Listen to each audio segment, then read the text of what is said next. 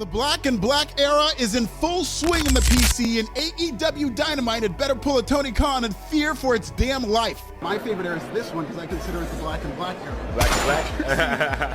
WWE NXT beat AEW Dynamite in viewership this past week, drawing 718,000 for an episode featuring Cody Rhodes, compared to AEW's 681,000. They were damn near tied in 18-49.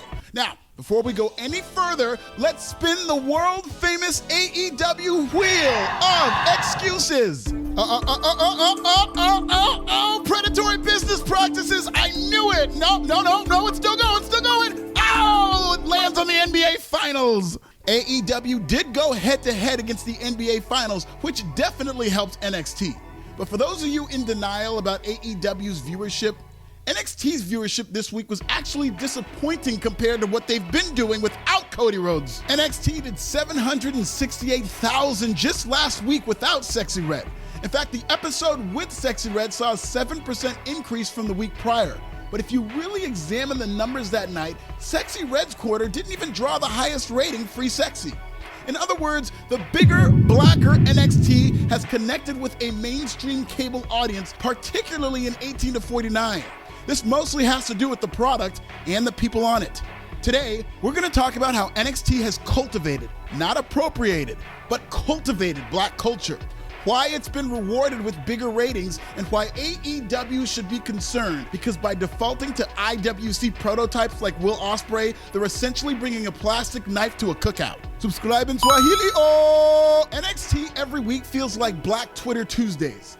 It currently has a black world champion anchoring the Whoop That era. NXT has an ongoing black romance between Trick and Lash Legend, and you almost never see black love in pro wrestling unless it's played for laughs. Their North American champion is Nigerian. West Africa in the household! And they just crowned a queen as the first women's North American champion in Kalani Jordan. NXT's fastest rising star is 19-year-old Javon Evans. The NXT color commentator is literally a colored commentator. Cousin Jerry's words, not mine. Even though the NXT women's champion isn't black, she's Puerto Rican, and for whatever reason, them Puerto Ricans have an N-word pass.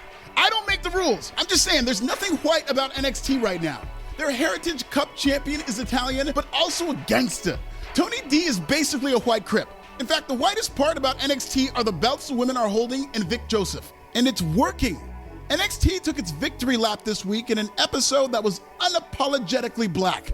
You know how I was talking about NXT having 2 black male champions? Well, what's better than 2 black male champions? 3 black male champions, because Cody Rhodes pulled up to the group chat. Cody was even invited to the cookout, right, Bryan? Cody wishes him luck, and the crowd pops, and then as he's leaving, Trish says, "Hold on a second, one more thing. 4th of July is around the corner. Are you coming to the cookout?" And the place goes nuts. I guess they have a local cookout at the Performance Center for the fans, and Cody looks around, the place is going nuts, and he says, "Yes, I'm coming to the cookout."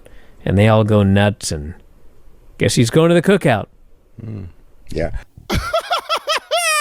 Yes, Bryan, Trick Williams invited Cody Rhodes to an actual cookout. Adorable. But to be fair, Alvarez is close with Tony Khan, so he's probably more familiar with going to cookouts. They chant, "Whoop that trick," which doesn't make any sense, but it makes them happy. Whoop that comma trick. The lily white wrestling media is going to continue to expose themselves for who they really are if they don't learn black culture quick. As HBK's NXT continues to exist for the culture, the only thing more entertaining than all these black storylines and references will be the white wrestling media struggling to understand them. Seriously, think about all the black references that can easily be confused with something else. Kalani Jordan told Lash Legend she was acting like Molly and insecure, so apparently this young lady is insecure and needs therapy. And judging by the Molly reference, she might be on drugs. Wes Lee called Obafemi a broke-ass Medea, which I believe is a reference to Greek mythology. Trick Williams said he just came back from the Breakfast Club, so it seems like this gentleman enjoys bacon and eggs Benedict. For so long, the wrestling media could get away with not knowing shit about the culture because WWE and even AEW did not book for us. But all of a sudden, NXT feels like FUBU on a Tuesday. There's nowhere to run, nowhere to white. And the blacker NXT continues to get, the more the wrestling media who covers it will be exposed for being whiter than JD's Tinder matches. I'm just playing. That man doesn't have any Tinder matches. You crazy? I love it.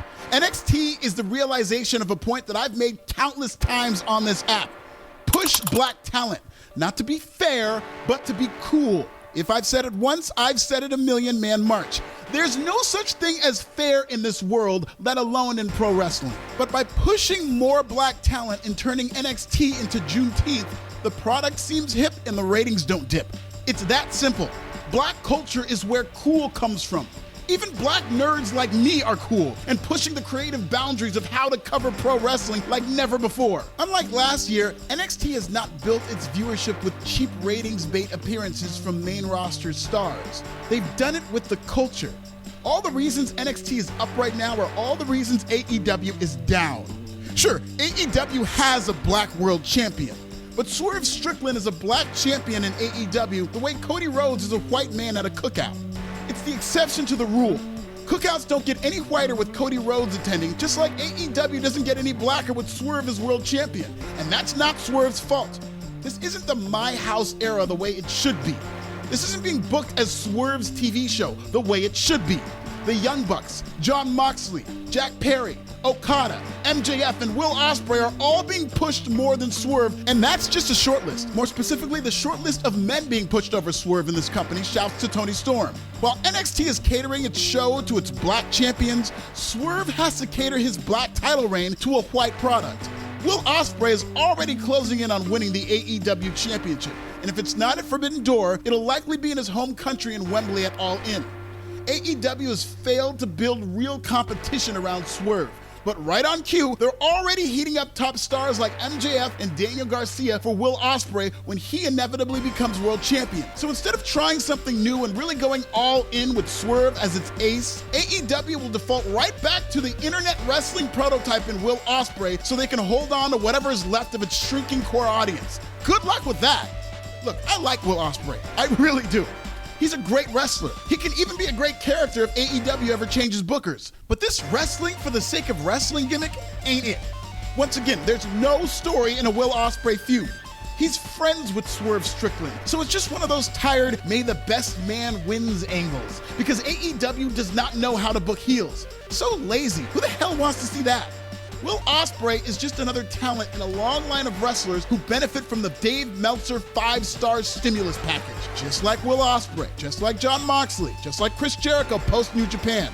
And they all got to be world champion in AEW in a revolving door of internet wrestling darlings with a wrestling belt. Why? Because Tony Khan doesn't book for the culture, he books for Dave Meltzer, who's more yogurt cultured. Remember, Tony Khan used to be a junior correspondent for the Wrestling Observer newsletter, which is like being in student government because you ran unopposed. Listen, you bring that wrestling for the sake of wrestling shit to WWE on Netflix, and Who Killed AEW will be on the air by the end of next summer. As far as all these wrestling journalists who don't want to learn black culture to change with the times in NXT, you do you. Don't learn our culture. I don't give a fuck. Stay on the message boards. Strike them keys. Tweet them tweets. Nobody's asking you to come to the cookout. Shit, you weren't even invited.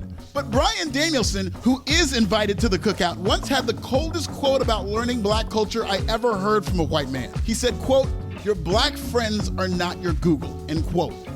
Black culture is what this channel is all about. That's why we stand out. That's why we win. But at the same time, this content doesn't just have to be black to get over. I deeply understand every corner of the wrestling audience. Check out our goated special report on AEW's TV negotiations, which is a masterpiece no matter how you slice it. One of the many highlights was a Super Mario sketch about Dave Meltzer. Those two things have nothing to do with black culture, and it was probably the nerdiest sketch I've ever written because it depends on the audience knowing who Dave Meltzer is and why he's such a punchline in pro wrestling. So we were able to book a colorless sketch for the hardcores, and it went viral. Because when it comes to entertaining our diverse audience, we can adapt. So if you're in the wrestling media space and you don't want to get caught slipping in a cookout moment like Bryan Alvarez, learn to adapt. It'll save you from getting roasted by Black Twitter time and again. Check out our goated special report on AEW's TV deal and subscribe. What's your favorite part about the Black and Black era? Can African NXT beat AEW in the ratings long term? What's the next black culture reference that'll be confused by the white wrestling media? Wrong answers only. Tell me in the comments!